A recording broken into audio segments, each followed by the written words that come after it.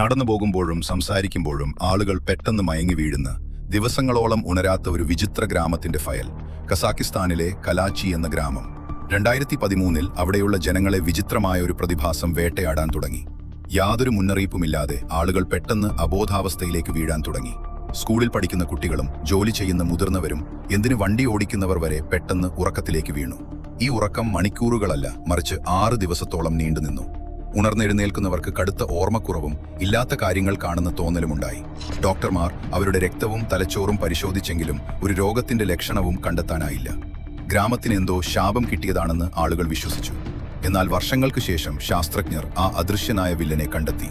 അതൊരു ശാപമായിരുന്നില്ല, മറിച്ച് ആ ഗ്രാമത്തിനടുത്തുള്ള ഉപേക്ഷിക്കപ്പെട്ട ഒരു പഴയ സോവിയറ്റ് യുറേനിയം ഖനിയായിരുന്നു. ആ ഖനിയിൽ നിന്നും അദൃശ്യമായി പുറത്തുവന്ന വലിയ അളവിലുള്ള കാർബൺ മോണോക്സൈഡ് വാതകം ഗ്രാമത്തിലെ വായുവിൽ കലർന്നു. അത് ജനങ്ങളുടെ തലച്ചോറിലേക്കുള്ള ഓക്സിജൻ ഇല്ലാതാക്കി അവരെ കോമയ്ക്ക് സമാനമായ ഉറക്കത്തിലേക്ക് തള്ളിയിടുകയായിരുന്നു. ലോകത്തെ ഏറ്റവും വിചിത്രമായ ഇത്തരം ഫയലുകൾക്കായി സബ്സ്ക്രൈബ് ചെയ്യൂ. The archive files Malayalam.